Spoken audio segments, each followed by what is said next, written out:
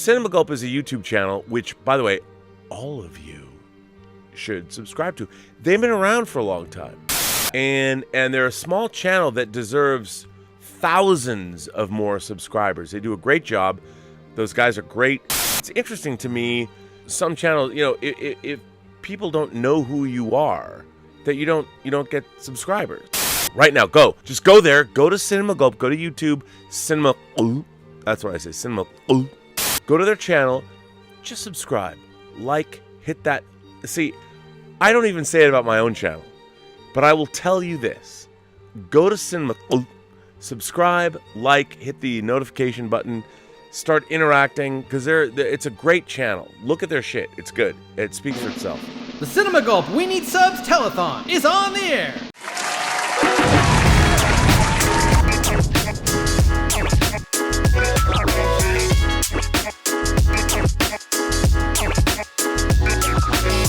Hey everybody, welcome to Cinema Gulp's 7-year We Need Subs Telethon. I'm Ben. I'm John. Well, first off, if anyone's watching this, thank you. Please hit that like, comment, do some stuff in the chat, and subscribe and tell your friends if you haven't already. Road to 1,000, baby. Road to 1,000. You like me right now. Ben, one thing I wanted to talk about on this episode is something that gets us excited for going to the movies. And there's a lot of things that go into making a movie. There's the movie stars that everybody loves, and there's all the behind the scenes people that are so important in so many aspects. But really, I think the position that has always got Ben and I the most excited when we hear a project is coming up is who the director is, especially if it's like a writer, director, someone who truly is a visionary that gets behind their project and just brings these cinema magic to life.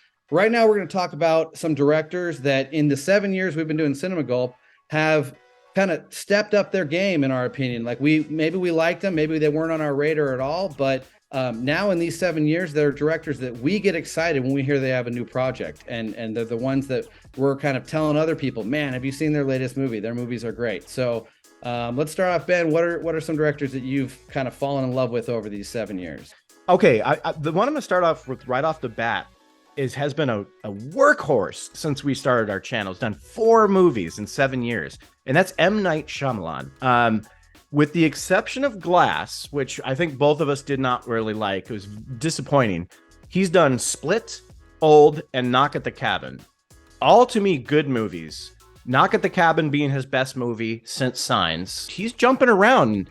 Old was better than I think people thought it was going to be. Split was kind of a return to form, though some people didn't like it. I liked it. Yeah, with that smaller budget, working under Blumhouse, he's really kicked it back into high gear for me. So I'm happy to see the Shyamalan-assance.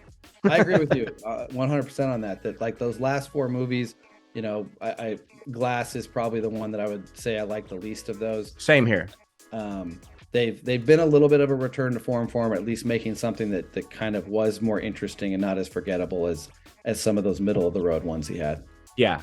And Knock at the Cabin really let him cut loose on his Hitchcock school of, tension. So I was happy to see that. So he's one. You want to go? Sure. Well, similar to what you're saying, there's a couple guys that I would call out for.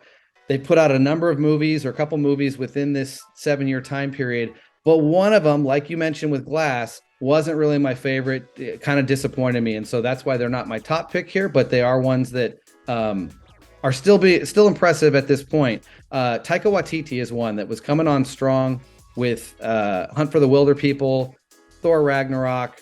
Did he have another one? Jojo Rabbit. Oh, Jojo Rabbit. Like those are 3 really great films in that time period. But then this latest Thor movie was certainly a disappointment. So I'm still excited to see what he can do next. I'm a little worried of just the direction he went with Thor Love and Thunder. But, when he's working in a different medium, not the comic book genre, I still think he's going to do great things. His next movie is about soccer. So it could be a fun sports comedy. So I'll look forward to that. Yeah, he's a good one. He's definitely a good one. I also have James Mangold, though he's only done a couple of movies, but they've been 2 of the best movies of their respective years with Ford v Ferrari in 2019 and Logan in 2017. Both fucking massively solid movies, in my opinion. 2 completely different types of movies. Now, all this could change when this Indiana Jones movie comes out. Who knows? But we haven't gotten to that yet. So I do like the 2 movies that James Mangold's done since we started the channel. Yeah, really the only other one I have is kind of just being very consistent, and that's Wes Anderson. He's done a really good animated movie, Isle of Dogs, and then a typical really solid Wes Anderson movie in The French Dispatch. He has another one coming out already this summer. So yeah, he's the other one. I'm sorry to say I don't have like a Tarantino in there because he's only done one movie. Only done one movie, yeah. Yeah. But well, I'm right there with you. I kind of have a list of ones that I thought were staying consistent in the 7-year period and still putting out top-notch work. I already loved them, and they already have some of their greatest films under their belt before we got to our 7-year period. But in that time period, they put out consistent, great work. And Wes Anderson is certainly one of those I had on the list. Also, Paul Thomas Anderson. The Anderson brothers are always doing great things. Guillermo del Toro is another one I think has put out 3 pretty strong movies over that period. And then Martin McDonagh, who also has at least 2 films during that period. That I forgot. Yeah, Martin excellent. Be in there. Consistent though. Those guys, I've loved most of the movies by those 4 directors along the way. There's very few that I don't enjoy by those directors. Before I name my top pick though, I'll just name off the other 2 that one of them was already kind of a superstar to me before we started reviewing, which is Denis Villeneuve. He already had a couple films under his belt that I was totally in love with, knew that he was like the new star for me. He was super on the rise of probably the most exciting new director out there. And he's still putting in consistent work. My only reason for not putting him at the top of this list here, because things like Arrival came along during that period, Blade Runner 2049. But Dune, I was very disappointed with Dune. I know we're going to get more of that in Dune 2, so I'm not really excited for it because it didn't do anything for me. But it's still a great, he's still a visual mastermind, I would say. Like there's amazing stuff in Dune when it comes to what he put on screen. I just didn't really connect with it as a story or get really excited. Care about anybody in it or anything going on. So Denis is one of the ones that at least had a disappointment during the run. And then the other one that kind of emerged in this period, his first film was in 2016, Robert Eggers, which I didn't really like The Lighthouse, so that's the disappointment. But I thought The Witch was a pretty strong directorial debut. I don't love the movie, but I kind of love his style that he brought to it. And I love The Northman. The Northman was one of my favorites the last year, and it's just one of my favorites over this 7-year period to some degree. So I got to call out that Robert Eggers is an exciting director right now, hoping for good stuff to come from whatever his next movie. I think it's a Nosferatu kind of thing or something. Yeah. Good cast. But my pick, you named him already, James Mangold. He only did 2 movies in this period, but I was so impressed with those 2 movies. I feel like they're some of his best work that he's done in his whole career. Yeah. I've always really liked him. Not every movie is something that I go back to and watch many times, but he's got consistent great work through his whole career. But these are some of his best ones. So I'm really Ford vs. Ferrari and Logan. I was so impressed with those compared to some of his previous work that I think he's doing his best work right now. That has me excited for Indiana Jones, but also we know what we got out of a 75-year-old or 65-year-old version of Indy. It's not going to be better at 85 or whatever. So I don't know. I'm worried. But what are some names of guys in these last 7 years that we used to love?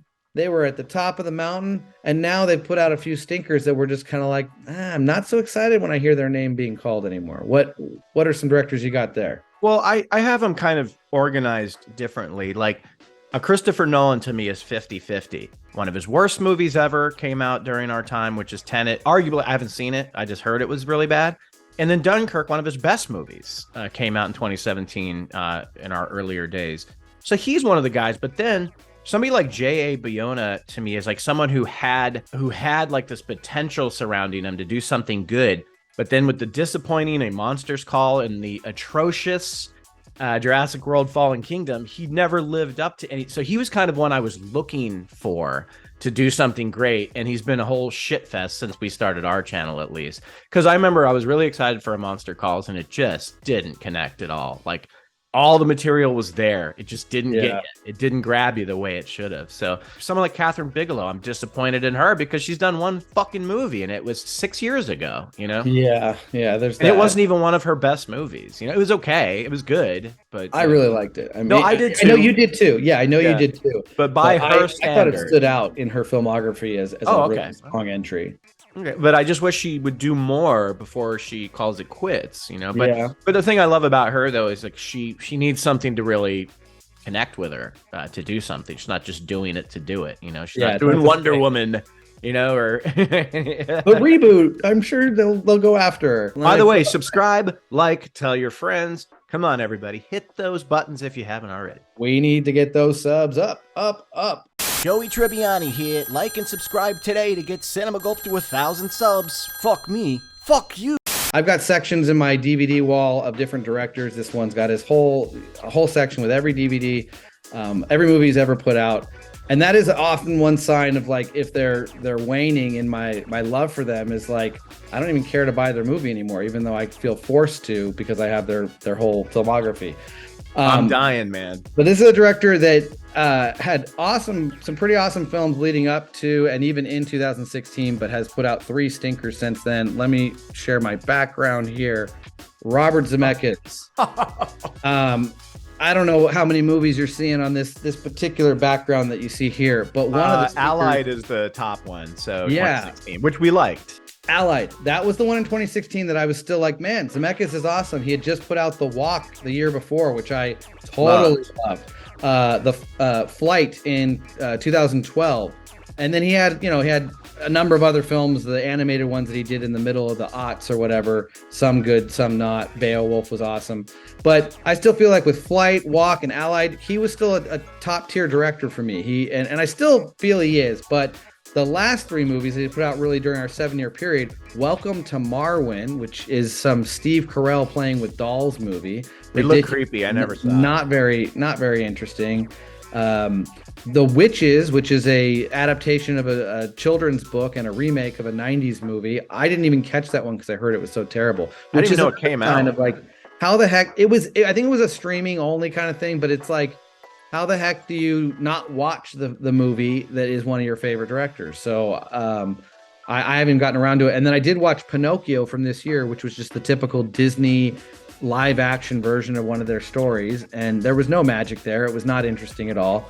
So yeah, just his movies have become bland, uninteresting, and boring. So my last one, somewhat painful to admit it, because I have 3 favorite filmmakers in the world. I guess you could call it 4 because one of the 3 is a duo. But Stanley Kubrick, James Cameron, my God, Avatar was not great. But Stanley Kubrick, James Cameron, and the Coen brothers. And I am sad to say the Coen brothers are on this list of their last couple movies have just not been their best work. It's some of their worst work. Hail Caesar was 2016, and it did feel like a Coen brothers movie to me, but it was one of their weaker efforts, I would say. The Ballad of Buster Scruggs, Which was one of their worst movies ever. yeah. And then The Tragedy of Macbeth, which doesn't feel at all like a Coen brothers movie. I think they probably needed better source material for that one. That would have helped out. I don't know who the Shakespeare guy is, but I don't know if he's much of a writer. So I don't know. The Coen brothers, it's sad to say that they're on this list. Yep. I'm on mine looking too. forward. Yeah. I don't even know what they have coming out. In fact, it kind of seems like they're directing separately now, which is kind of weird. I know you're not going to agree with this one at all, which is kind of why I left it for last, because we can debate it. It's very debatable. It's not a very strong, my conviction on this pick is not huge. It's just the way I feel when trying to make this list. Ridley Scott. Almost made my list. Okay. So you're not completely like, No, The Last Duel is the only one I liked. Yeah, in I this didn't like. I don't think. And again, he's an old guy, and I'm sure that plays a factor. But I know the craft is still there. I mean, he makes beautiful films, but the storytelling skills are dwindling big time. And Covenant was a fucking one of the worst movies we've reviewed on this channel. We fucking butchered that movie. I know he did a miracle thing, even though he probably didn't even have much to do with how they replaced Kevin Spacey in that one movie. But he just hasn't done anything interesting. and he's just been throwing out like shitters and disappointments ever since we've been a channel for me. So I hate to say the last duel? I did, and I could barely get through it. I know really? a lot of people liked it. I like that one. You know, and that's my fault. Sometimes this happens to the best of us, John, but sometimes I can't suspend disbelief. I know you're like, what? Well, look at some of the movies you watch. I just was laughing when I saw Ben Affleck and Matt Damon in their costumes and their accents. I just couldn't do it. I couldn't get through it. I get that. Yeah, I can get that. Take it seriously. So it was, yeah, I didn't like that one either. I know that's probably what people would say is his best since we started the channel, because a lot of people did enjoy it. But yeah, I don't know, man. I don't know. He's obviously not doing anything aliens anymore, which is good. No, you got Gladiator 2 to look forward to. Is he doing that? He's directing it, yes. Oh, hi. Cookie agrees. Yeah. Cookie's like, fucking Ridley Scott. By the way, everyone, subscribe if you haven't done it already. Trying to get to 1,000. We've been a channel for 7 years. We've got 570 something subs. I'm not embarrassed by that. We just want more. Come on, let's double it up. Double it up to 1,000. Double it up. Subscribe today, Tommy, if you love movies. Hey, look at boobies. I like movies. Hey, Cinema Gulp, where are ya? Help! Hey, take it easy. But I lost Cinema Gulp. Stay calm. Just go to YouTube to subscribe and hit the bell for all the latest videos. Hey, we're Cinema Gulp and we drink your cinema. Thanks, Joe. Now I can subscribe. And subscribing is half the battle. Time for our next exciting segment of the Cinema Gulp Telethon. Here we go. We're going to talk about our favorite movies of the last 7 years, but we're going to talk about our favorite movies in 7 different genres. So we're going to talk about our favorite comedy, our favorite drama, favorite action, favorite horror, favorite sci-fi, superhero, and then there's that little toss-up between animation or war movie, whatever you feel like talking about. So throwing it over to you, Ben. Let's talk movies. All right, and don't forget, everybody, sub up, like, comment, chat in this live chat. We don't do it often. Do it right now. Trying to get to 1,000. Let's see if we can make that happen. All right, so I'm going to introduce the panel. Then we're going to go for our 7 genres, 7 movies, 7 years. I'm going to start here with Scotty, the face, the heart of the Phantasmagorium show. He's been coming on here for roughly 3 years now. Always brings his wit, his humor, and he was the co-host of Cinema Gulp's ill-fated failure, The Weekly Gulp. Hey, Scotty. That was my favorite failure. That was not your fault, by the way. No, it was. Blame me. Blame Canada. So next up, we have Mark B., the resident gamer of Cinema Gulp. He is one of the OGs, 2017. Always brings great insight on films and video games. Thanks for all the years, Mark, and here's to many more, sir. Yes, sir. Let's go. Let's do this. All right, Kat. Always a pleasure to have her. She's got such an extensive wealth of film knowledge and insight. She fits right in here on this channel. She's also one half of the brainchild and heart and soul of the Phantasmagorium channel. Hey, Kat, thanks for joining us. Yes, thank you. This is fun. All right, Captain. This guy, chances are, if you haven't heard him, you've heard of him. His channel continues to grow and get bigger and bigger. YouTube guests, always a fantastic contributor and supporter of the channel. So glad to be friends with you. So glad to be a guest on each other's show. Hey, Captain Finity. Ben is a comedian from Chicago, a good friend of mine from film school. He joined the team last year, and we're so stoked to have him on the channel for some fun R-rated best of. Hey, Ben. Hey, I hate to ruin our streak, but it might have 1 or 2 films that's not R-rated in here. Oh, they're not. No, that's wrong. They're all R-rated. Good. Thierry is the host of the Gone But Not Forgotten Cult Classic Movie Corner. Hope it comes back eventually. Occasional Cinema Cult guest. So good to have him today. Thanks for always contributing the full 9 when you come on and doing your research. And thanks for always supporting the channel and spreading the word and sharing. Yeah, much love, Thierry. Welcome.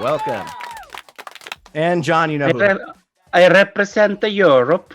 So happy to see so many cinema drunks here with us, ready to gulp up some cinema. Let's kick things off. Scotty, you're going first, and the first genre, comedy.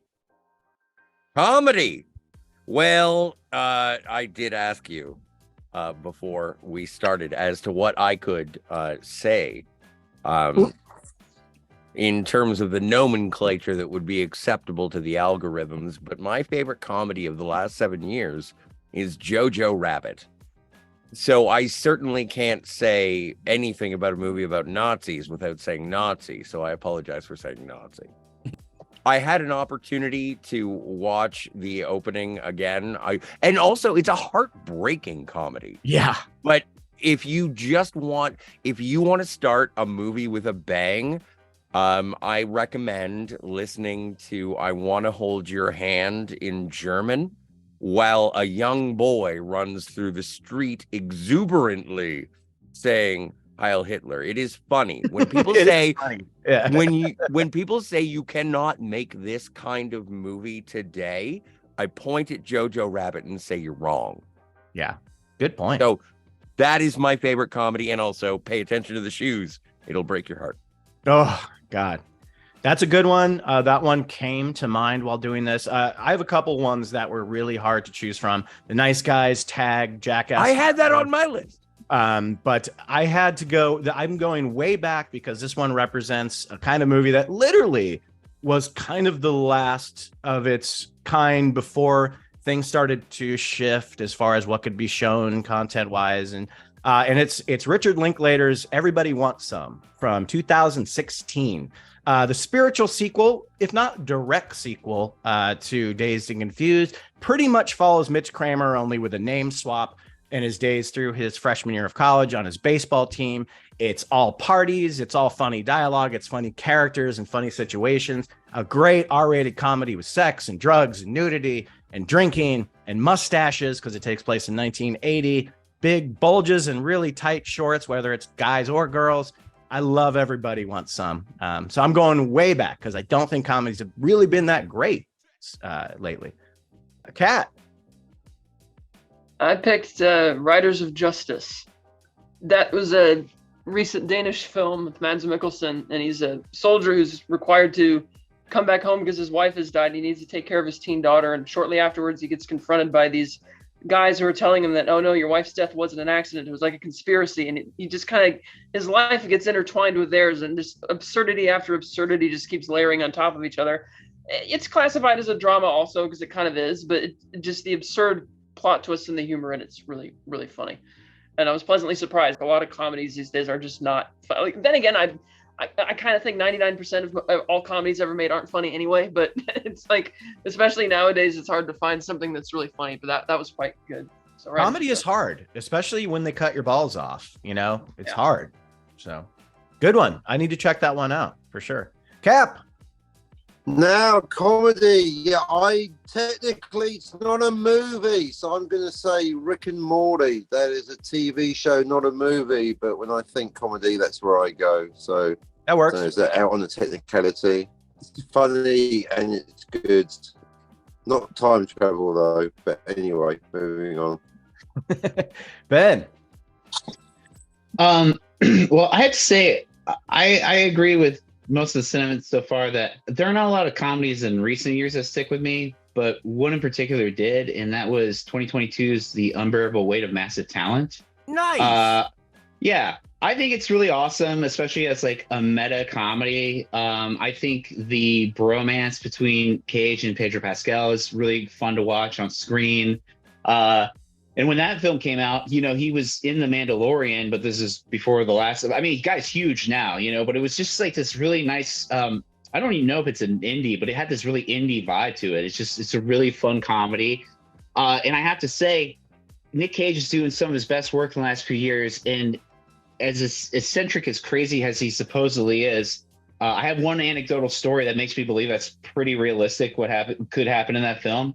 My wife and I were in New Orleans a few years ago, and we took a tour of a cemetery, and in the center of it was a giant mausoleum, and it was an ivory white pyramid.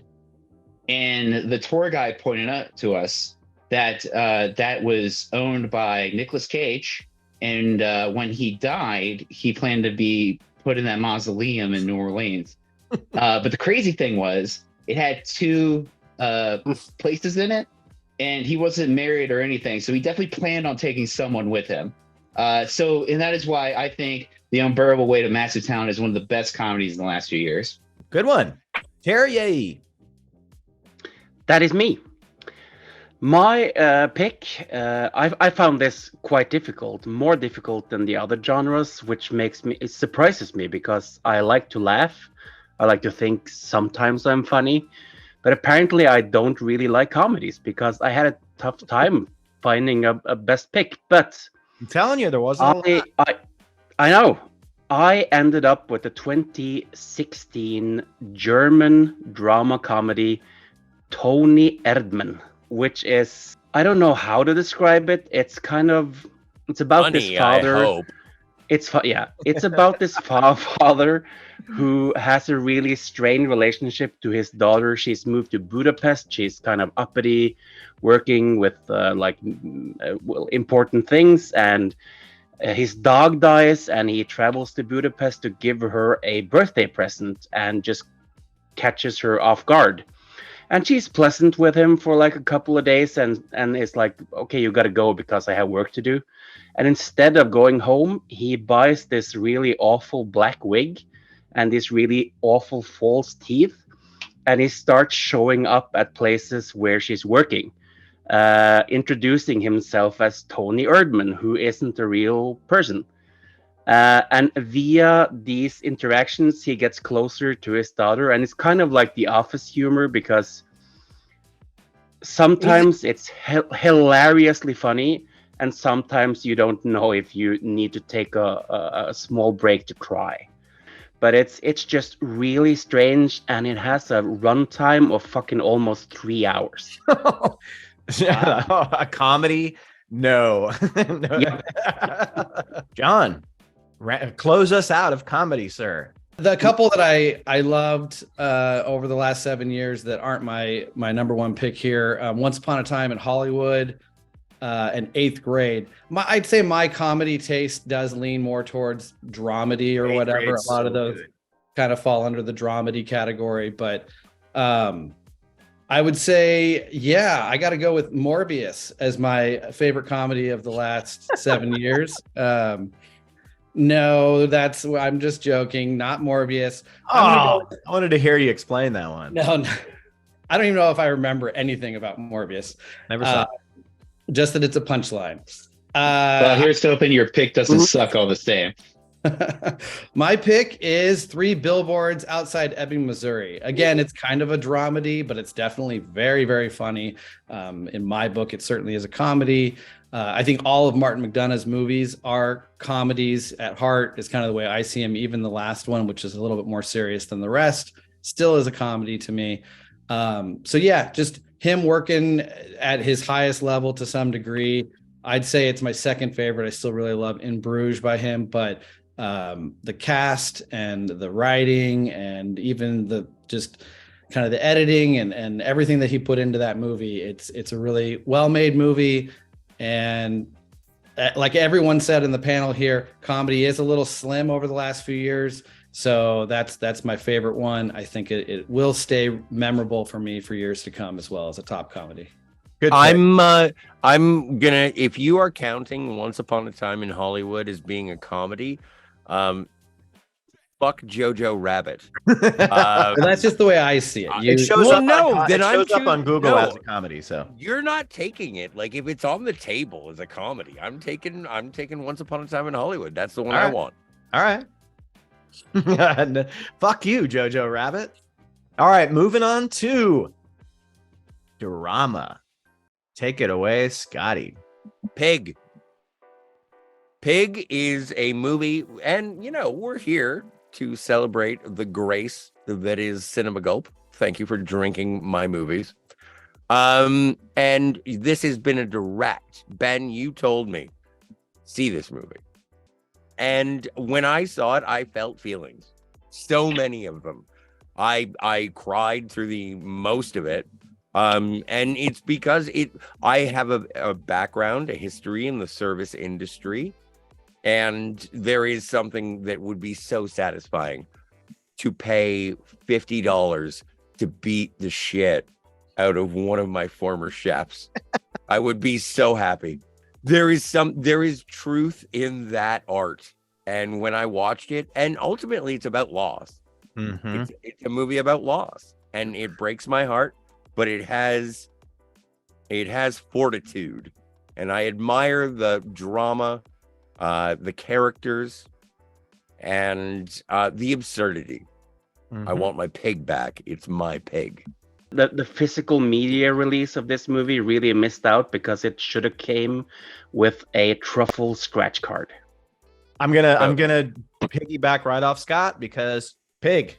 That's mine. Yeah, It's in my top 3 of best movies I've seen since John and I started this channel 7 years ago. It's in top 3. Michael Sarnowski, the guy that directed it, first fucking movie. Obviously the marketing was just wrong for this movie, but it is so goddamn powerful in such an indie way and not a melodramatic, hey, give me my Oscar way. Best Nicolas Cage performance probably since his Oscar, or at least his Oscar nomination and adaptation. He's got a trifecta of brilliant performances in the midst of all this weird absurdity that he does. But it's such an understated performance with some amazing monologues. He just owns it, and it's aided by a fucking brilliant script. It's just one of the best scripts I've ever watched. I mean, it's so goddamn smart and interesting, and I love Pig. So we got 2 for Pig. Oink oink. Oh, oink oink. I'm definitely gonna have to check out that movie because that's some high praise from you, Ben. So for me, drama, this one was a little tough because I had a few good picks, but I think I'm gonna shuffle 2 movies around. So this time for drama, I'm gonna go with Joker because that was a really great character-driven story. I remember we did a show on that one. We all had a great time, great show doing that film. Joaquin Phoenix had an excellent performance, and just great script.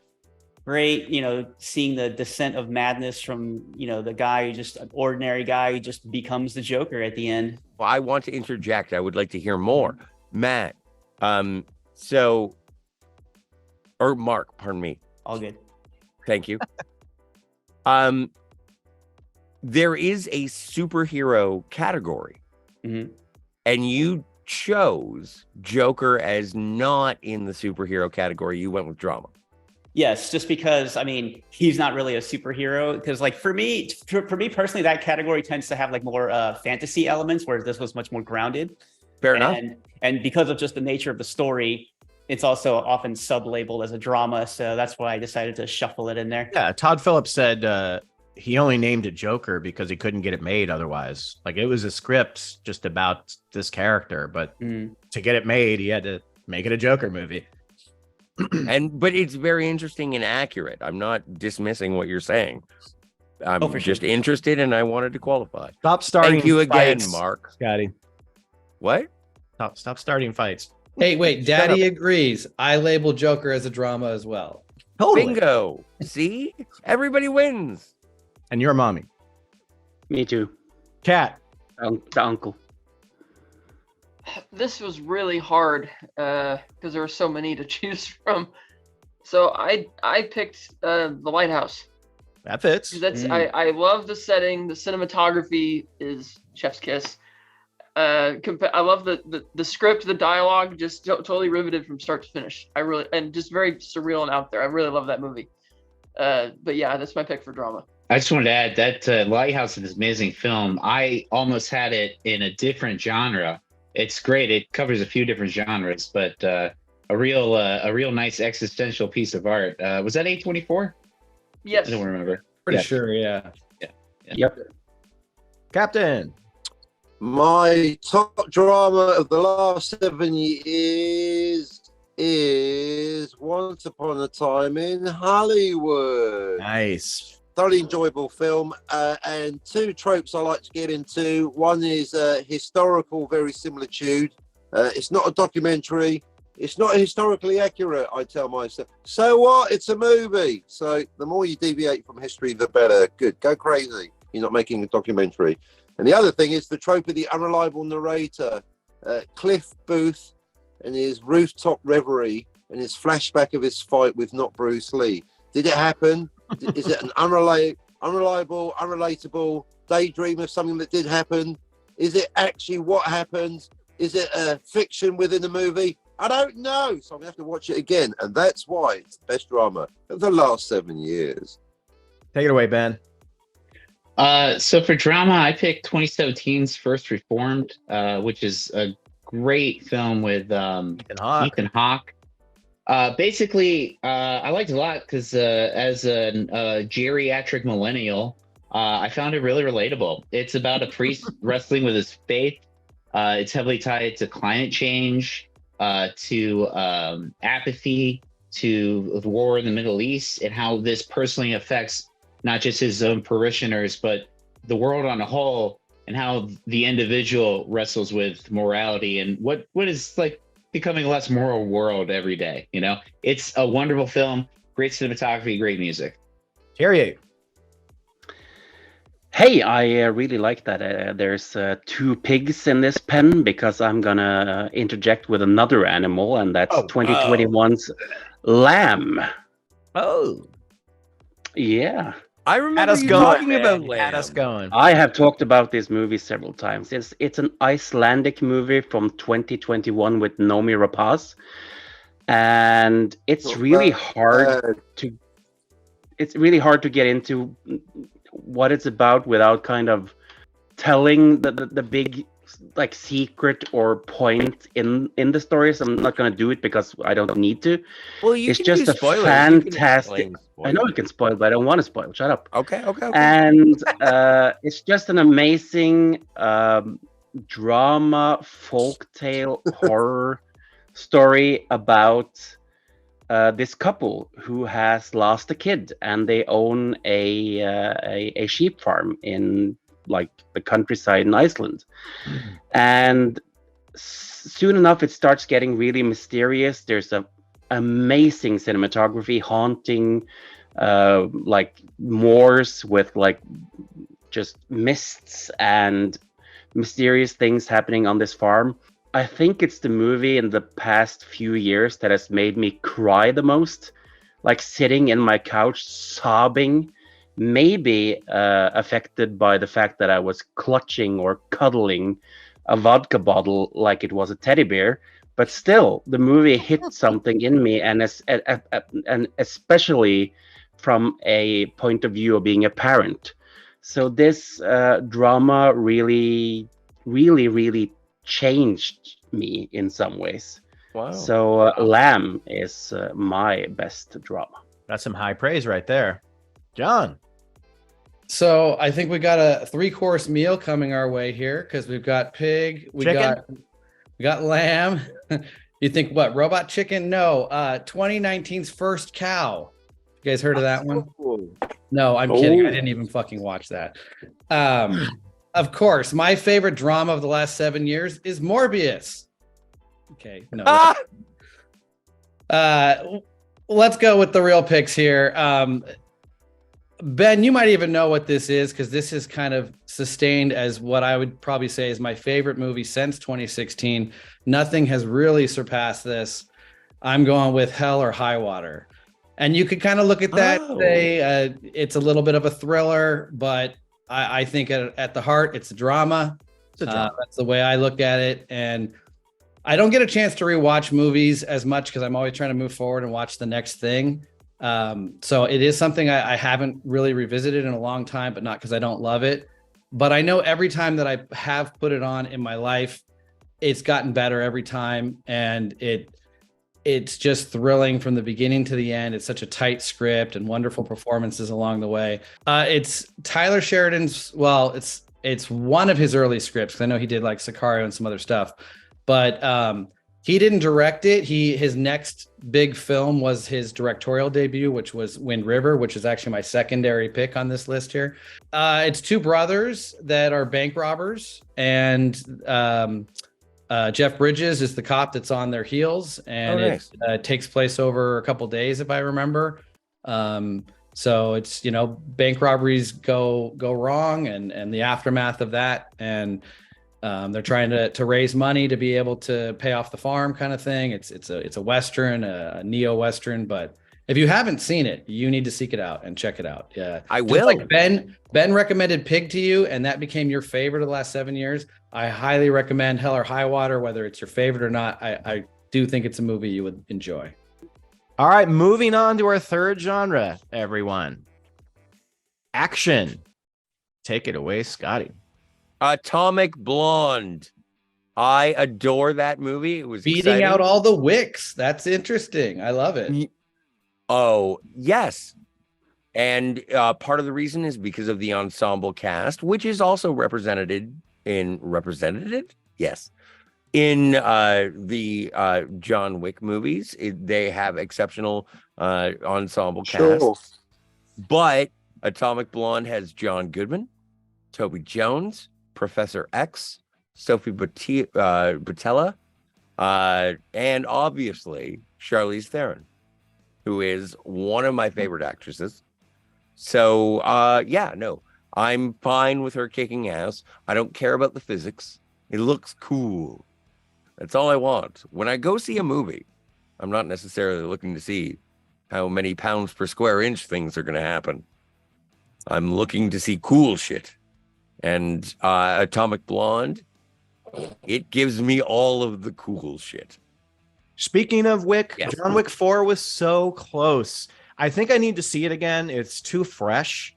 Because as it stands now, for me, action, nothing's going to beat Mission Impossible Fallout. It just has everything. It's like the stunt work is incredible. It has a good story. It brings back the cast you love. It's just why mess with perfection of these last few Mission Impossible movies. I think they just keep getting better and better. It's still believable no matter how old like Tom Cruise gets, like seeing him physically on set doing some stunts. Obviously we know he doesn't do all the stunts. They showcase the ones he does do. And it just makes for a great movie. I thought Henry Cavill was a great villain.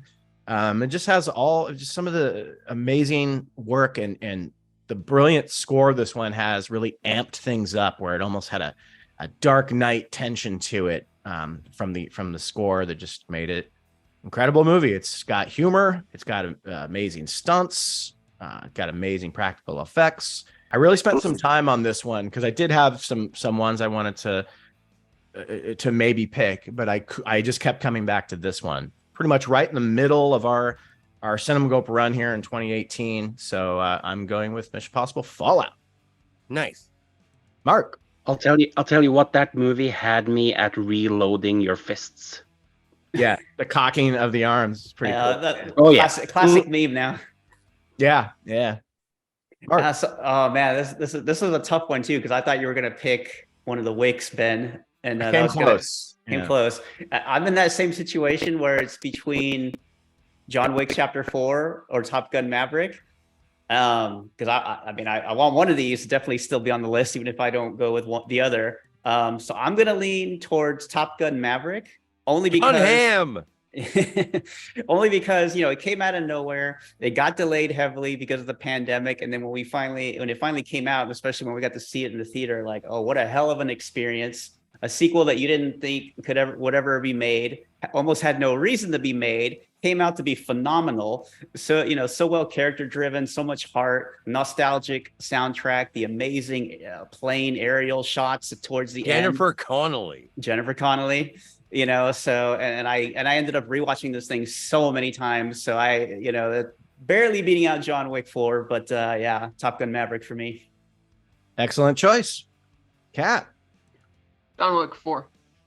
Woo! Which is funny because which is odd because I wasn't really crazy about the first three, but something about the fourth one just had something with the pacing, the editing, the music, the set design, the cinematography. Everything was just on point, and they actually took time to have character arcs for even the supporting characters, which they didn't really have as much of that in the first three. So, and I didn't even feel the runtime either. Like, why? And for a movie that's still reasonably thin on plot, to keep me that engaged for the whole 2 hour 40 minutes, like, wow, that was a great movie. It's like, and long times I've seen an action movie that's like firmly planted in the action genre rather than a crossover like a lot of other films. So yeah, John Wick 4 all the way. I saw it 5 times in the first week.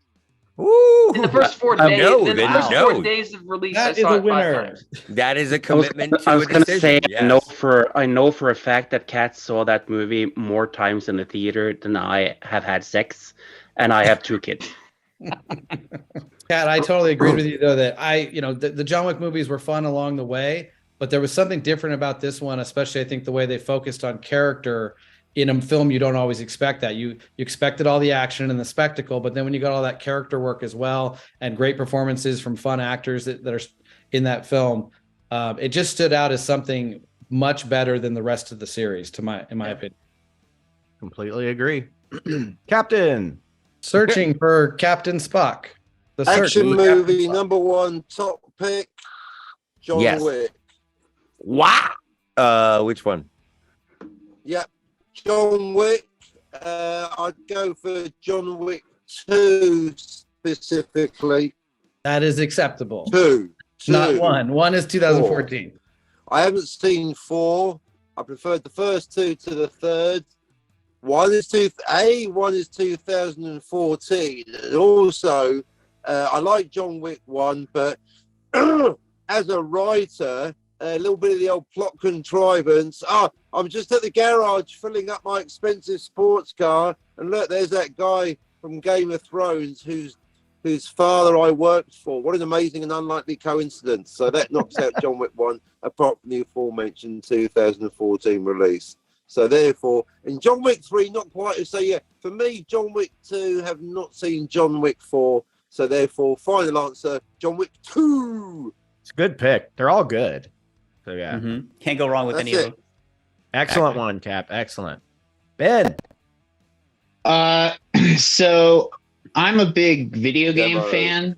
And even though I could have picked the Super Mario movie for this, obviously, I went with a film that I feel is the closest thing we've ever gotten to Wolfenstein on the big screen, 2018's Overlord. It's an action horror film about a brigade of Allied soldiers who sneak past enemy lines the night before D-Day. And what they find there is terrifying and grotesque, and it's one of my favorite action films ever. Thierry. Yeah, it's not the most original choice, but it's gonna be for me. It's gonna be John Wick 3. So three. Yeah, John Wick I has have not not. 3 different movies in here. I have All not of the seen. ones, every film it could get from 2016 to now, and Atomic Blonde. This is major representation for that team behind those films. You got they're it. doing quite a good job here. I have not seen John Wick 4 yet, so I couldn't, or it isn't available to me. But what strikes me about John Wick 3 is mostly the amazing action, of course, but the world building. And that's really uncommon for just an action movie.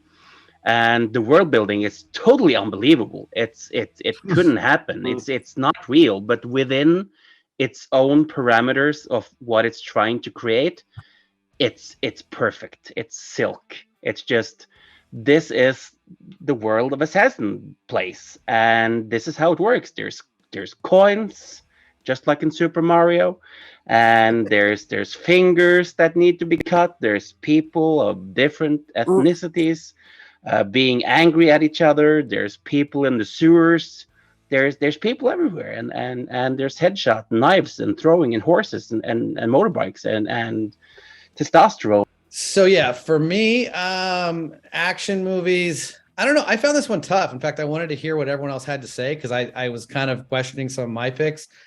John Wick movies are all great, but they do lack story. 4 almost made the list. Honestly, it really could with a couple more viewings maybe. Some that almost made the list for me were Baby Driver and The Northman. Both thought those were very different movies, but classify them as action. They're great. I never saw The Northman, and I was like, oh man, do I have time to watch The Northman before we do this? It is excellent. But for me, I'm going to have to go with the most exciting film of the last 7 years. Clearly is Morbius. There's no film that's been more exciting than that. Hey, don't forget to like and subscribe. Nope. My real pick is No Time to Die, the latest James Bond movie. I picked James Bond is because my son, I named him James for many different reasons. But honestly, James Bond is a little bit of the reason there. It's not the only reason, but it's one of the reasons. And I kind of fell in love with James Bond movies during the pandemic. We were stuck at home and I have the entire collection. I watched every single one and realized there's not a bad movie in the bunch. They I've never all seen have any their of them. merits and are awesome. So I was just so stoked and excited to kind of return to the theater during the pandemic era with that film. I had seen a couple films that summer or whatever, but that was kind of really a big return for me back to the theater, and to have the sound that movie brings, the score by Hans Zimmer in that movie. It starts off with the most exciting pre-opening scene for any James Bond, in my opinion, and it keeps it going. The excitement level in that movie, I think, goes all the way until the end. I honestly think, like, some of my favorite action movies I love them so much because they really do conclude with some of their best action. They're super exciting at the end, a la Terminator 2, Aliens, anything James Cameron makes. It builds and builds and builds. No Time to Die falls short at the end. I really do have to kind of point that out, but it sustains its excitement and my love of the movie very deep into the movie. But I wish it had a stronger ending, but I still love it for so many reasons. It's one of my favorite of all the James Bond movies. So out of the 7 years, I'm keeping that one at the top for action for me. Good time to mention that Scotty and Kat have a show on the Phantasmagorium channel. I think it's called like Boobs, Gadgets, and Guns or something. Martini's Gadgets. Oh, and sorry. It's all about consent over on the Phantasmagorium. Boobs, Gadgets, and Guns is the Austin Powers one. So moving on to the next genre, everyone. Horror. You know what? I was going to say Bed of the Dead, but that's only because a friend of mine is in it. So I'm going to say, I don't know if this stretches the boundary of horror, but I'm going to say 10 Cloverfield Lane. I really enjoy it for the tension and horror of being trapped by a prepper. I love Dan Trachtenberg as a director. If you haven't seen anything he's directed, you probably have. If you saw Prey, which was the latest Predator movie, it's good. Amazing. In my opinion, it's better than The Predator. Sorry, Shane. But yeah, I thought that the performances of John Goodman and Mary Elizabeth Winstead in terms of a captor and captive, a benevolent prison, it was terrifying. It was, and the way that they get out of it, I really appreciate. I appreciate the way that it was made. I do despise the ending. Yes. Because it's such a good, like, it's a Silence of the Lambs until, oh no, there's a she throws a 2-liter of soda into an alien butthole. Yeah. Whatever, I know. And Scott, it's tied into the actual movie Cloverfield, right? Well, they made shoehorned ending. Yeah. Contrived. But the movie itself, it's one of those things where it's like we wouldn't be able to sell this unless we put an IP on it. Exactly. Right before they slap the IP on it, it is an amazing, almost. It's a.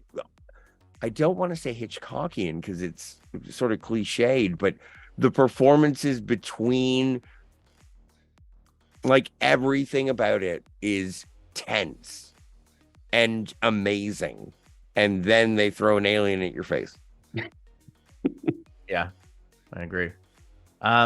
This was one of the hardest for me, mostly because of a nice overabundance. I really enjoyed horror the past 7 years. There's crazy ones like Barbarian was so crazy and weird. Kat and I talked about that one on the show. Man, I came so close to Hereditary because it's so goddamn good. It was one of my favorite movies the year it came out. But this past year, we saw this emergence of a fucking mastermind who John and I were like, where the fuck has this guy been? Like, he's never done what he's done. He swooped in and quietly started this whole new world, starting with my favorite horror movie the past 7 years, X.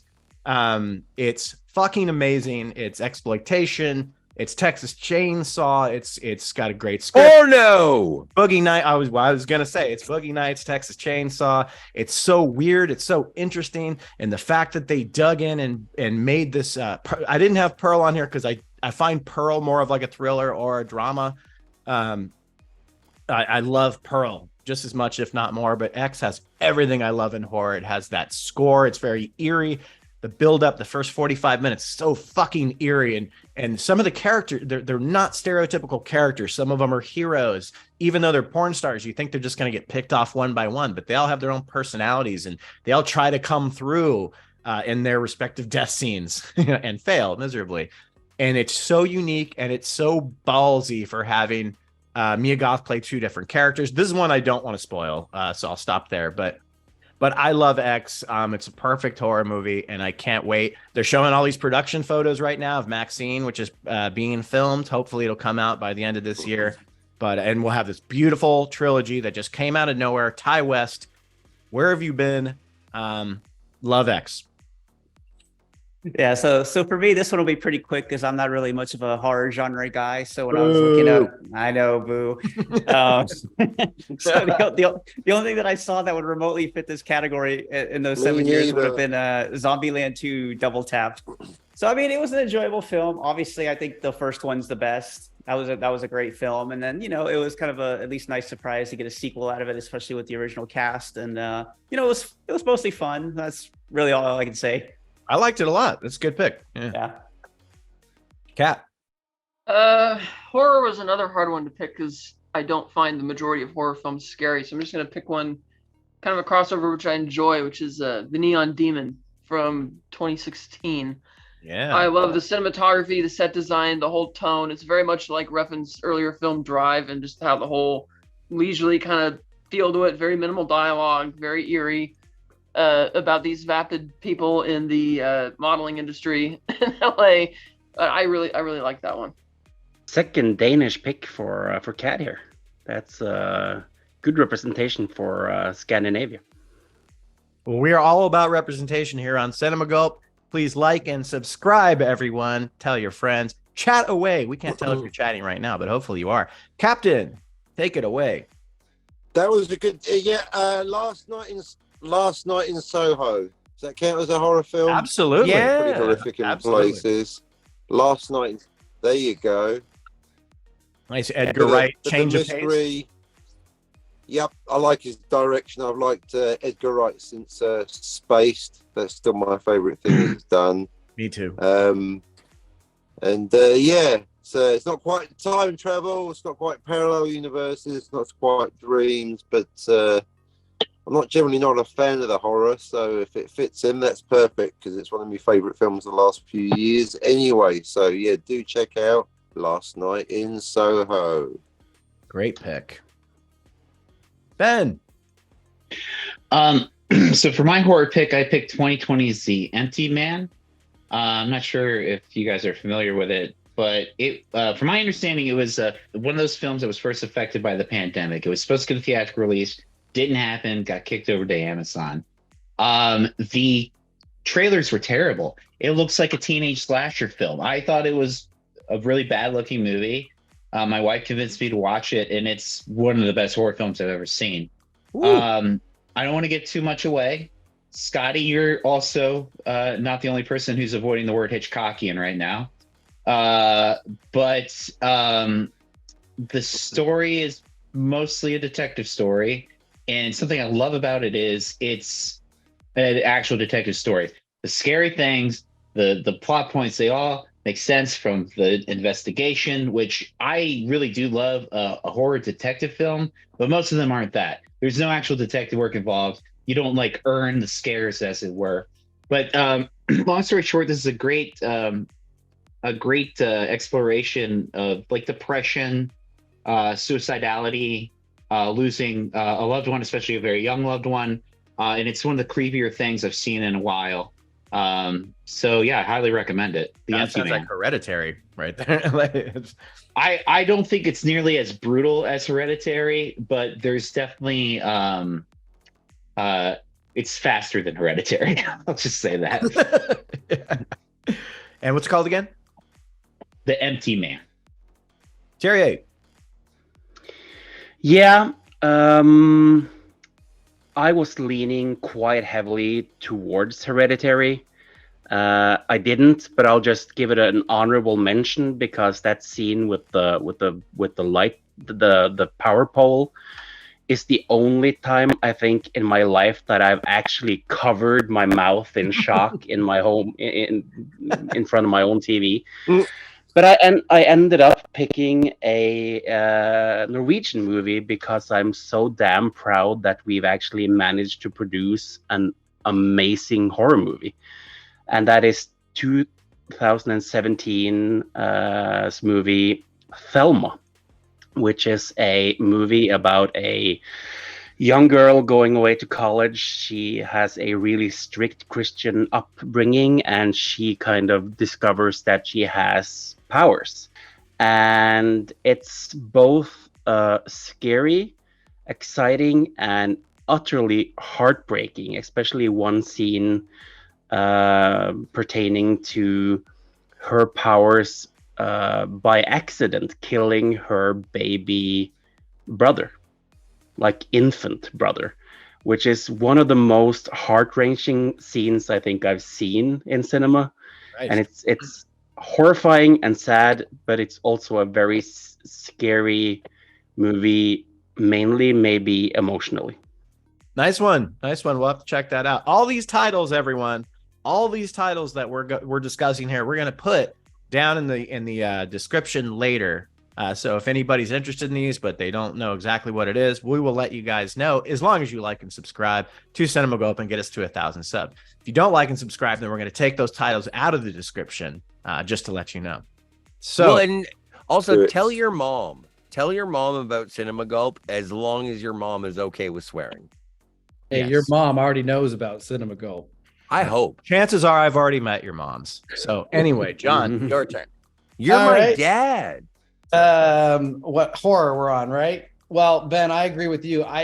If I could put them together, X and Pearl, then I would say that's my favorite. I kind of have to see them intertwined at this point, and I'm so excited to see the continuation. Or one that I really wish I was putting as my top one, because it was my favorite movie of last year. I love it, and it is classified as a horror movie, and it has moments that really live up to horror movie definition. That's going to be Nope. But it's still more of a sci-fi movie to me. The horror elements are there, but I kind of see it more as a sci-fi, so I'm not going to include it here.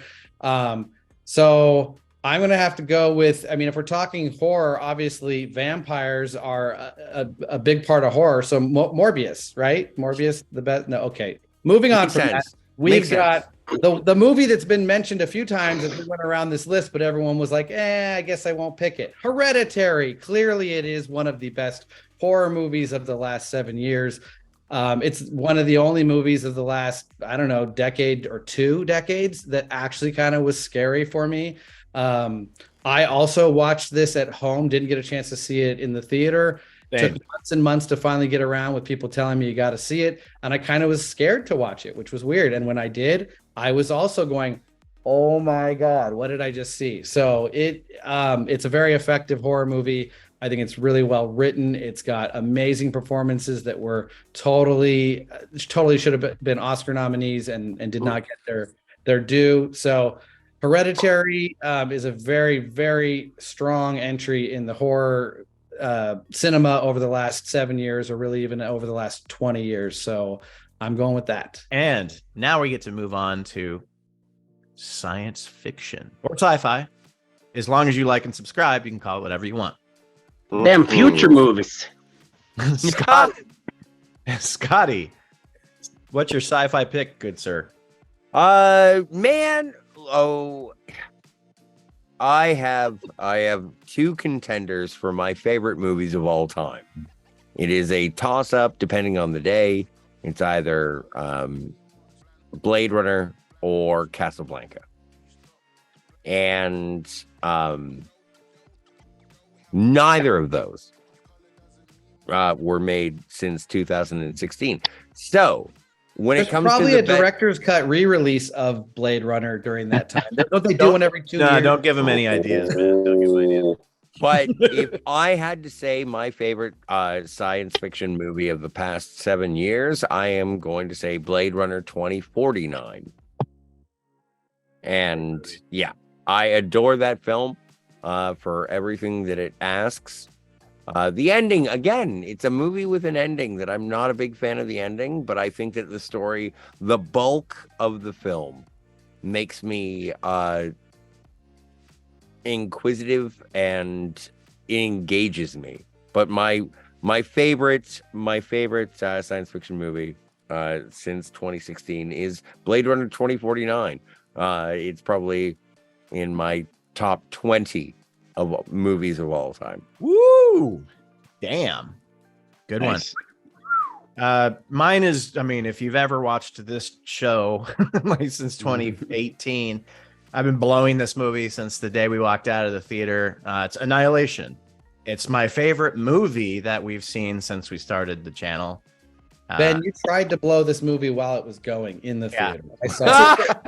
I saw this movie in the theater. The Natalie Portman joint? Well, the Alex Garland directed ensemble cast science fiction masterpiece. Yeah, and Natalie Portman is also in it. But it's a masterpiece. I still hold that. I still hold it in that high regard. I saw it more times in the theater than any movie I've ever seen in the theater, probably since The Matrix in 1999. But goddamn, man, Alex Garland just at his height, coming off of Ex Machina, which was another really great movie. But I've said everything I can say about this movie. We've done spoiler discussions, long shows on it. We've talked about it in our best of. We talked about it 2 years ago when we did the 5th anniversary favorite movie of the last 5 years. I still hold it in that high regard. It's a brutal, raw, interesting, like ballsy science fiction movie with an all-female cast that does not need to gloat or make mention. Quiet. It doesn't need to gloat or make mention of that fact. That's just the story it's telling. It's the best people in the world to do the job, and that's it. And all the girls are brilliant in it. Gina Rodriguez is a standout. I've said everything I can say about it. I love Annihilation so much. Like I've talked about it so many times. Mark. So my choice is going to mirror Scott's in Blade Runner 2049. We got a double winner there. I mean, great story, great sequel, just amazing, cinematography, acting, lighting, atmosphere. It continued the tradition of the original film. And I mean, not much really else to say. I mean, we had a good time in the theater. It's part of the experience. Also weighs in on how I think. And I remember, I think Ben, you, me, and John all went to see that one, right? And I remember we were also like all fawning over like Ana de Armas' joy in that film too. I remember that was like a funny highlight as well. But yeah, like just overall great film. Definitely deserves its sci-fi slot. Cat. Blade Runner 2049. Yeah, fucking Cat loves it. I already know it's getting a couple more. Jesus Christ. Okay, is that That's it. I admittedly didn't care for the plot that much. I thought the plot was teeny bopper Hunger Games type shit. Like, oh, we have to stop a revolution between the robots and the humans. Like, please don't go down this road again. The first movie does the minimalist thing, which is much better. But the aesthetic, the style, the design of the movie, the music, just the whole mood of it and the atmosphere, like that, and I like Kay's journey and joy and then everything that when you finally get to Deckard and what they're doing with Wallace towards the end. So that was that aspect of it I really liked. So it's a very, very great movie for just the visual experience of it. Yeah, I will say this right now. If I am the only person in this panel that does not have that one as my top, it was my second. Captain. Don't we know what he's going to pick? I think I know. Right. Well, as you know, I hope he picks Valerian. On the Cinema Gulp 5-year anniversary special, that's number 3. Actually, number 2. Note I had picked Blade Runner 2049 as the best film of the last. Well, I'll do that from the top. Scotty, just zip it. Scotty, bag it. Scotty, okay. So you'd think it was Blade Runner 2049. Still a fine film. It was my best film of all time in the last 5 years. But the more I think about it, there are 7 criteria for something being canon. Blade Runner 2049 reaches none of those. It's not canon. It's just a fever dream. It's a head canon. It's not real. Forget the whole thing. So therefore, my answer is Guardians of the Galaxy Volume 2. Nice. It's a bit of fun. Fuck yeah. That's a great movie. great rewatch value. It's similar to the original, but slightly better. Everyone's a bit of fun. Action, pew, pew, pew. Fantastic. So I look forward to the third one. Ben. Well, that's a tough act to follow. So I don't want to be rude and subvert anything else. So I'm just going to go with Blade Runner 2049. It's very popular choice. Jesus Christ. Why didn't this movie make any from- money? Everybody loves it. Well, the same Yeah, I thing as the know. first one, right? Swept the board. Sorry, Ben. Oh no, it's all good. I mean, I love it for all the reasons everyone just said. I'll say it's worth watching at a minimum because it's the last time that I saw a film where it was believable Harrison Ford could be some kind of action star. I think he shoots a gun without falling over. It was pretty impressive, actually. We'll see how the new Indiana Jones is. I really hope the CG's come along since the last one. Malleable timelines. Thierry. I am going to choose a science fiction movie that I have earlier described as the impossible sequel. And it's a little movie called Blade Runner 2049. The 82 Blade Runner is my all-time favorite movie. It's shaped me in so many ways. I don't know, other than I don't know where the overweight came from. That doesn't come from Blade Runner, but okay. When I heard that there was gonna be a sequel to Blade Runner, I was immediately skeptical, angry, didn't want it, could not imagine them making it any kind of justice to the original movie. So I almost prejudged hated it before I saw it. Went into the theater, blown away. It's not perfect, but it's almost perfect.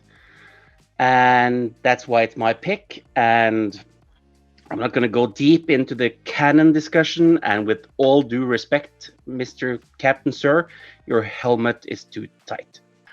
John, I mean, we know where this is going. Do you know where this is going? Because I don't know. I honestly don't know. My pick for best sci-fi, I'm breaking the mold here. It's House of Gucci, because Jared Leto's Italian accent was out of this world. Hey, never saw it. He should have been Mario.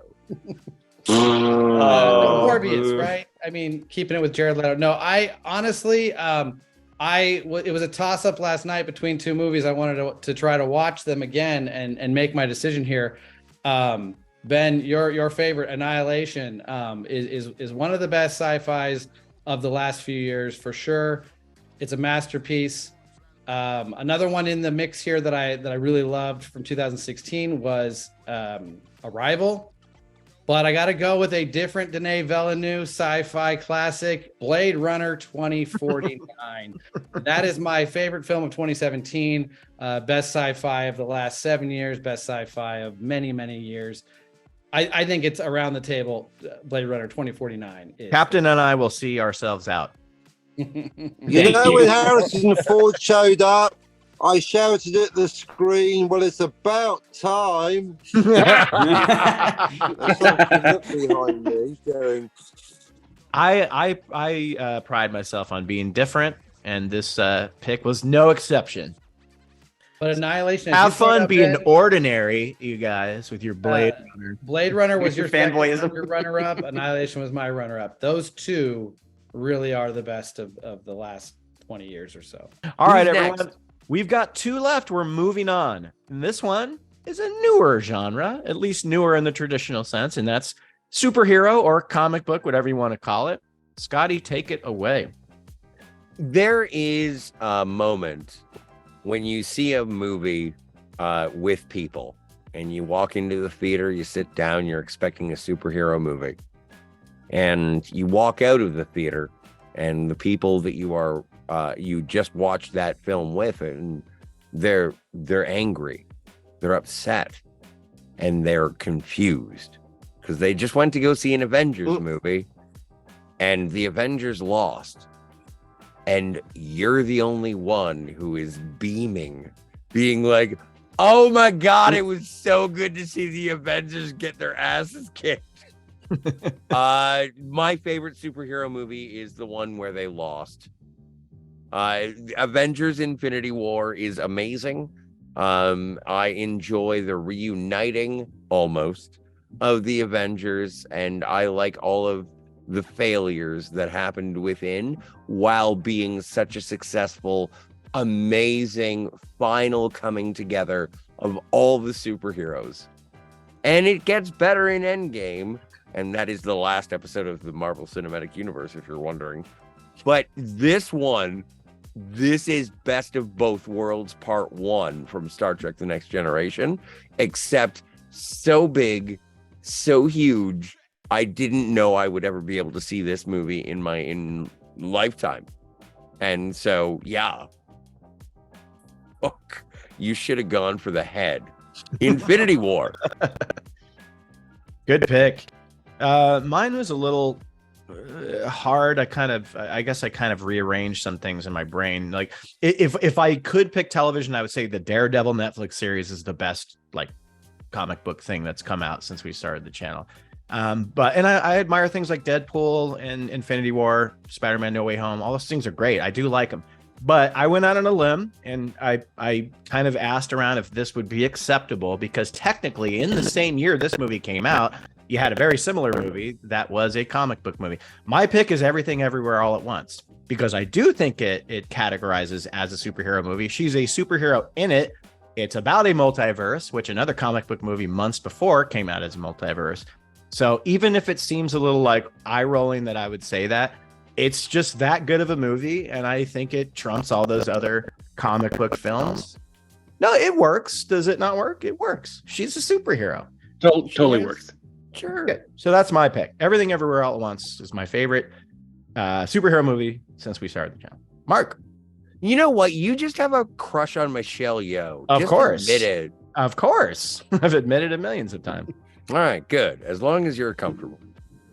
All right. So for me, this came down to 4 choices out of the ones I've seen the last 7 years. And I'm actually going to end up picking Endgame, but mostly from like the objective point of it's a culmination / saga of 21 films that span 3 Marvel cinematic phases. And, you know, what else can you say? Something like that hasn't been done in cinema before. So that's kind of its own, you know, historic point. The movie was great. And to me, like Scott said, to me, as far as the MCU is concerned, that was the end, because it's kind of gone downhill since. Yeah. Cat. The Batman. I like that Batman. It's actually a detective story from start to finish, which all the other Batman movies kind of hint at detective stuff for a little bit, at least the live action ones. But for this one to actually do that, and it felt like Gotham was an actual character in the movie, like a really seedy type of place, like a place that would be believable where Batman would probably exist. I like that it was a darker take, and I was invested in the mystery, and I think it has great replay value. Performances were top notch. I didn't have any misgivings about how the casting went or the characterizations went, so I really loved it and looking forward to the next one. So I picked the Batman. Captain. Hello there. So much as I like comics, I'm not actually a fan of the superhero genre, but that is category 6. So I'm going to go for the guy that for me is just a wizard. I like Doctor Strange.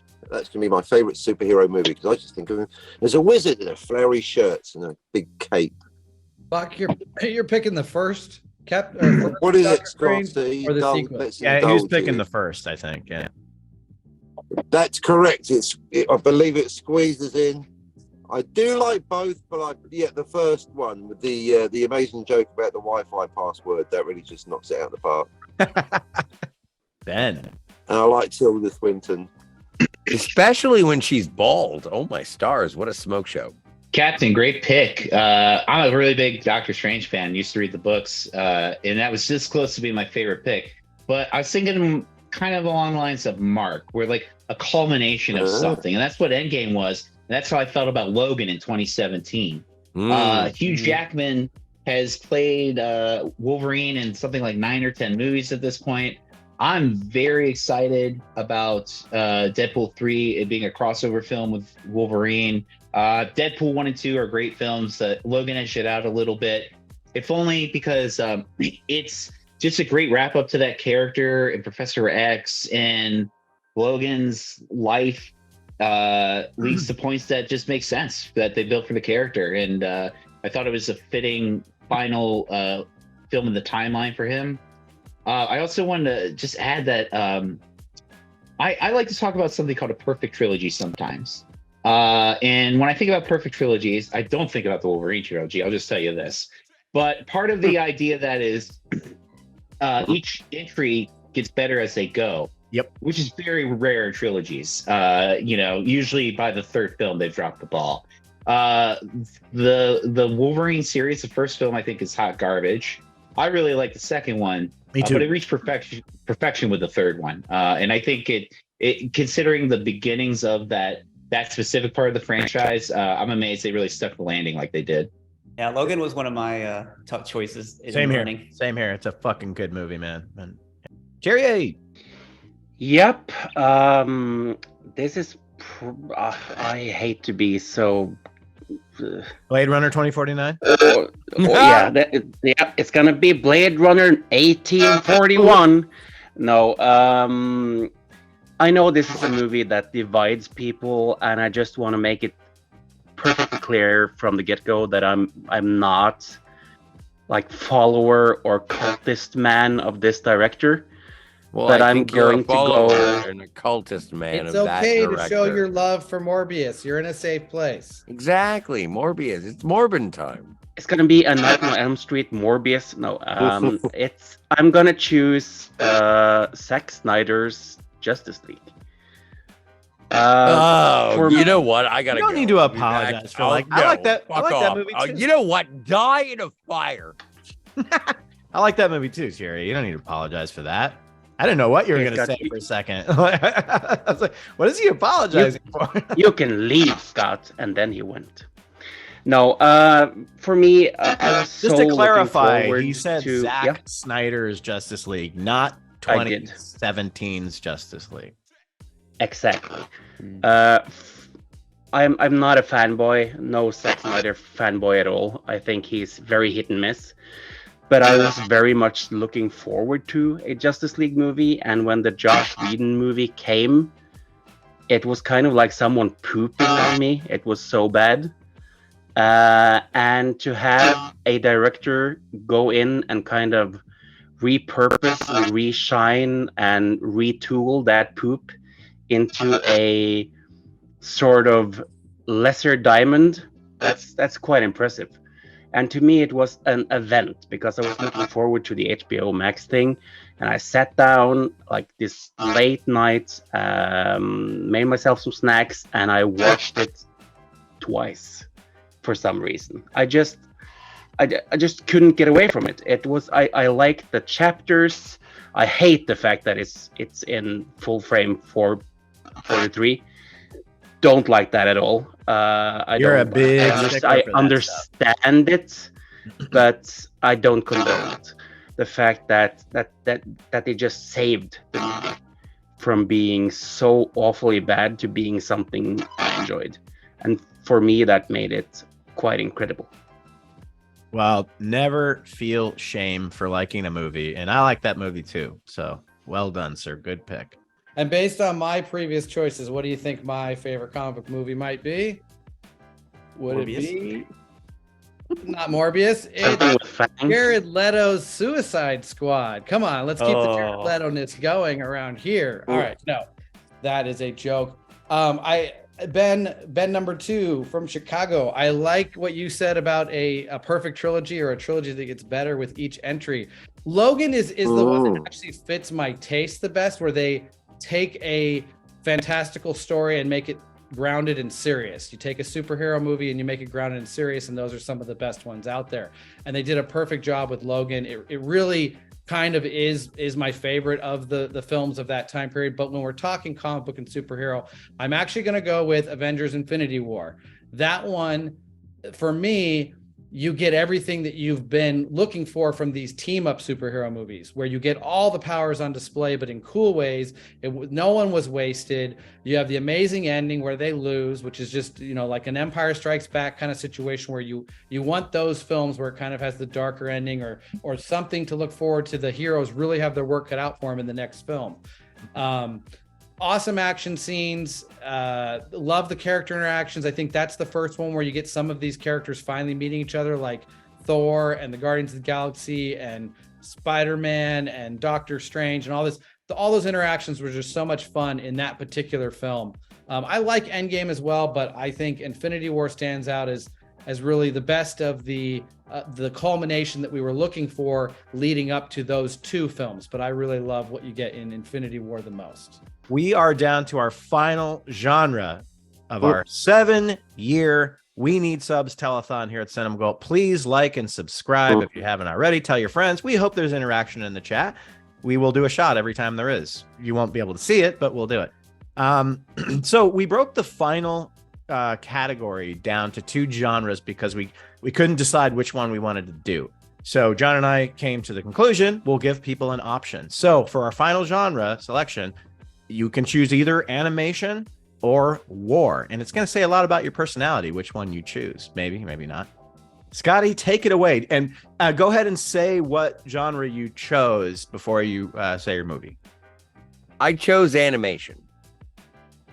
And I did it because I wanted to highlight 2 of my favorite actors, one of which is no longer with us, Adam West. He portrayed Batman, and he got to portray Batman opposite William Shatner as Two-Face in the film Batman versus Two-Face. I really enjoyed this movie. It captures the spirit and energy of the 1966 Batman television show. The reason that I chose this one is because it made me feel feelings. Mostly just excited that William Shatner was part of the Batman universe, really. But yeah, that's my favorite. And for the record, this is under protest because I was going to pick a movie from 2015 that I actually care about, but I was told that I wasn't allowed to talk about it. So it's from 2015, and my favorite animated movie of the last 8 years is the Peanuts movie. Cut to a PSA. Like and subscribe. I won't be Leave censored. a comment. This is your brain. This is your brain on Cinema Gulp. No questions. So for me, I chose war. As John knows, I just don't really watch animated movies that much. There's good ones, but this is a great genre for the past 7 years. I mean, a couple of them ended up in my favorite of those respective years, 1917 and in 2019, and Dunkirk in 2017. But man, I had to go with a war movie we saw our first year, Hacksaw Ridge. It's a fucking brilliant movie because it is directed by a brilliant director. Say what you want about the man. I don't give a shit about that stuff. Mel Gibson is one of the best directors of his generation. He takes his time. He waits to make movies until it's something he really wants to put all his effort into. And my God, I would say he's a much better director than actor, but he's a good actor. I'm not saying he's not, but he's a fucking brilliant director. He's one of the best. And Hacksaw Ridge is brutal.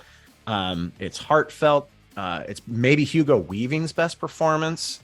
He even made Vince Vaughn. When you looked at him, you didn't start laughing. He was actually a good character in the movie. And that was the year that Andrew Garfield was on fire, just with Silence and that. Oh my God. I want to say even something else, but that movie is fucking great. And if I would go back to 2016, that might have been my favorite movie of the year. I declared it Nocturnal Animals. I think Hacksaw Ridge was second or third, but it's such a fucking great war movie. It's World War II. Desmond Doss, the story of that guy not wanting to carry a gun and just being a medic and somehow surviving and saving all these people. It's just incredible. It's just incredible. So Hacksaw Ridge for me, best war movie of the past 7 years. Do you think that Mel Gibson is circumcised? Mark, your turn. This year is one sub up for Cinema Gulp. Our goal during this telethon is to gain 444 subs at no cost to you. I may be small, but Cinema Gulp thinks big. All right, so for those who know me, it'd probably be a crime if I picked anything other than animation in this case. Of course. And because this goes back to 2016, I was almost tempted to pick what I picked before, but I do want to give mention to like another film, so I do want to still give my kind of old school nod to Zootopia because it still fits in this year. Oh, a furry. Yeah, in your 5 year, that was your favorite. Yeah. Yeah, just really great story there and characters.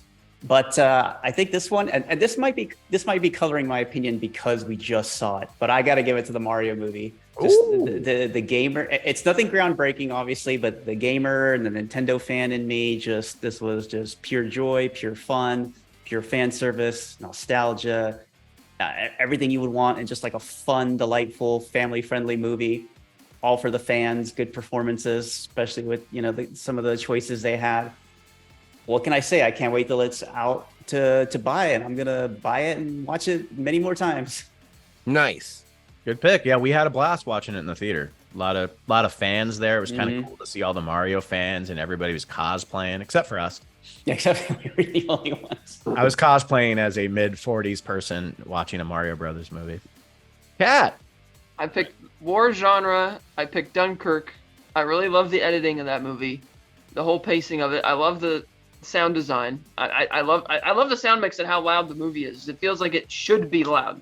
Like, kind of like when you hear gunshots in movies and they sound like little pop guns all the time, and I'm like, no. That's like, I like that everything sounds exactly as it should. I thought the way they cut the storylines together across the timelines worked really well. I never lost track of the story or got confused by it. I was a really good movie. Yeah.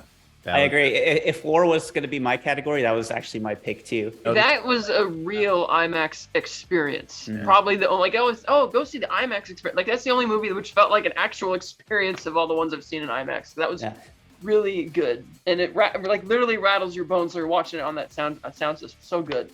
Cap. Right now, animation. I like animation, but it's not a genre. It's a stylistic choice. So I'm going with war, because Scanner Darkly isn't a secret in them, is it? So war, my second favourite genre after science fiction. I love me some war, and I like my war films gruesome, and I like the Russian war film about World War II, Come and See. But for those of you that didn't find it shocking enough, I recommend just squeezes in 2016's Volin or Wallin. It's W-O, L with a line through it, Y-N. And it's about all the different armies traipsing through Ukraine through the mid-1940s and World War II. So,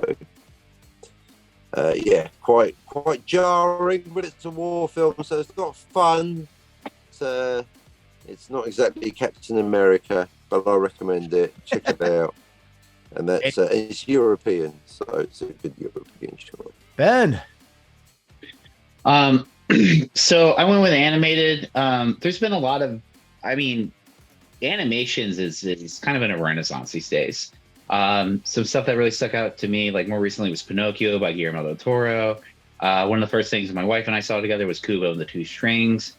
But I will always have a soft spot for 1970s, 80s, dark fantasy sci-fi kind of heavy metal musical, not musicals, but animations like Rock and Roll and Fire and Ice by Ralph Bakshi. But those are all way out of the timeline. So Bakshi.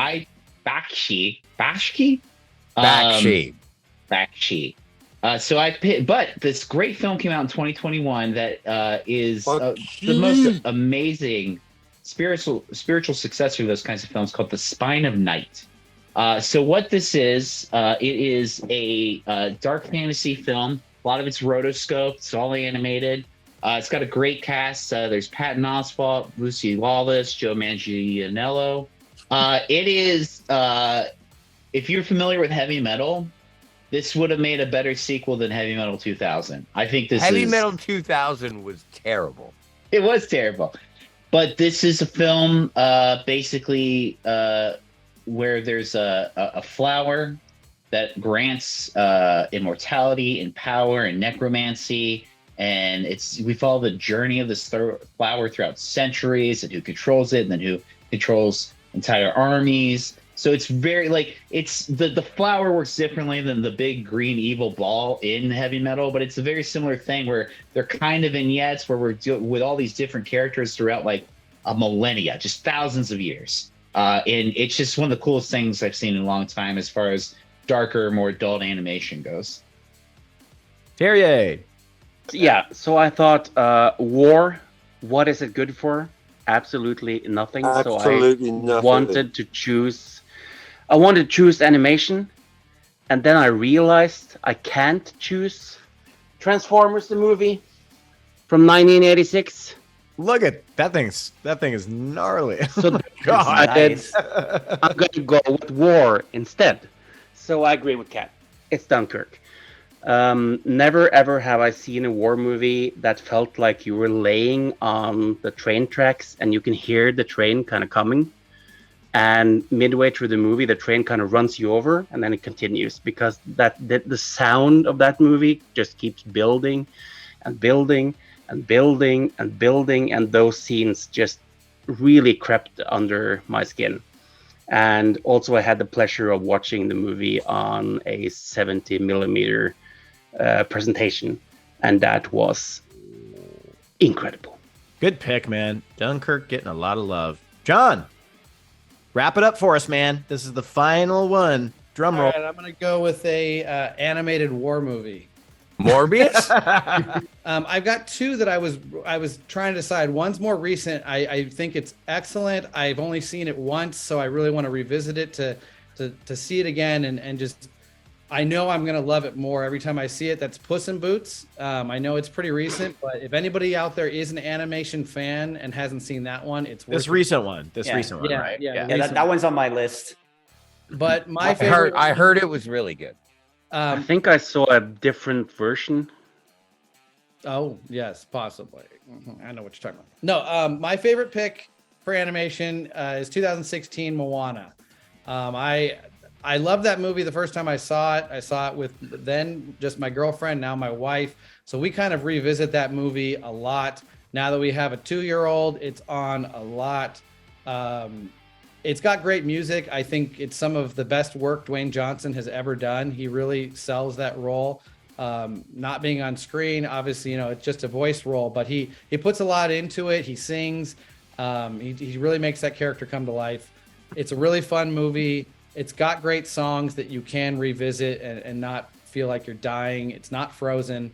And it's so beautiful. If you haven't seen it, it really is. It makes you want to go to, Polynesia or wherever. It's an awesome movie. I love it. Moana. Hope everybody enjoyed themselves. Guys, click like, subscribe, not just to our channel, to theirs as well, the Phantasmagorium Show, which is fucking great. See that guy over there coughing in the corner? He does that a lot on his own show too. But this one down below me, Kat, does not. And watch them for every time they do a new series. Like right now, they're in the middle of doing Spider-Man movies. They've done every single Batman theatrical release you can see. And again, Martini's Gadgets and Guns is epic. It'll leave you in the dust as far as your knowledge of 007. So check out Phantasmagorium Show. And then Captain Infinity. Check out my forthcoming The 7 Criteria for What Makes a Movie Canon, and why Blade Runner 2049 fails at all of them.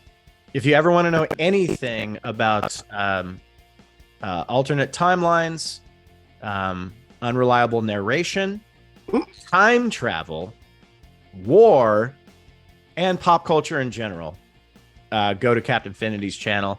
I'm going to put all those links down below so everyone can be on there. Thierry, please bring back Cult Classic Movie Corner. Replicants of speciality also.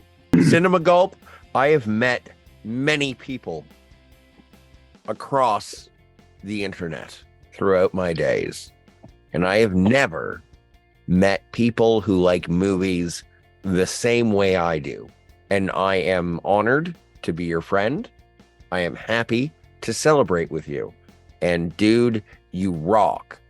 John, keep on rocking in the free world. It's been a great time being here on the show. Thank you, Ben and John, for having me around for some of the various reviews we've done. It's always been a good time, and it's always great to share the love for film with like-minded folks and just have a good time. It's a really fun video. Always fun meeting new people. Thanks for having us on the channel. Really fun place. Oh, it's always an honor. It's always an honor. Yeah. I think Jared Leto is a scenery chewing motherfucker, and he totally is the worst thing about Blade Runner 2049. I agree with that. It's just been really great doing these Cinema Gulp videos. I love the channel, and not everyone knows this, but Ben and I met way back in the day in film school, where we would get drunk and talk about movies. So it's nice to see some things never change. Exactly. I am a fan of the work of Cinema Gulp. I am very happy to be invited to be a part of these things on occasion. Since I'm currently not creating anything creatively, I almost sometimes think, why am I invited? But there has to be some kind of reason. And it's fun. It's always fun. I enjoy being part of this. I ship Cinema Gulp to everyone I know. And once I was in a Apple store in Oslo, and I changed 72 iMacs to the Cinema Gulp page. Nice. Are you serious? It wasn't 72, more like 24, but yes. That's fucking hilarious. Oh, thanks, man. Well, and if anybody wants to know why we invite Terry on the show, just watch It Was a Bloody Good Year, our 1981 werewolf video. He kind of fucking owned it. Just owned it. So anyway, yeah, I just want to say thanks to everybody. I love all you guys. Met people in different stages of my life. Everybody here, Ben from school, Mark from work, John from childhood, everybody else from the YouTubes, which has been good for that reason. So hopefully we can keep gaining subs, keep gaining communities. I want all of our channels to keep growing and having fun, and I appreciate everybody. I did want to just throw out thank you everyone for being able to join today. Come on and spend this time talking about all these movies. Some recommendations here, movies that I hadn't, didn't know about from the last few years that I'm definitely interested in checking out. Hopefully we, everybody's picks kind of informed each other of recommendations that they can go out and check out, because if we're talking about it in this grouping of films, they're clearly really great movies, some of the best of the last few years. So I always love to be able to share films that people aren't really familiar with. That's one of my favorite things in my life has been, I have a huge movie collection, and anytime someone starts talking movies, I'm always like, you want to borrow it? Because I love to be able to share a film you haven't seen with people. So hopefully this shares it with the world out there, everyone else listening. You got some good recommendations. Come on back to the channel, certainly subscribe, give us comments, all that good stuff. Thanks for being here. We drink your cinema. Okay, last time. This is your brain. This is your brain on Cinema Gulp.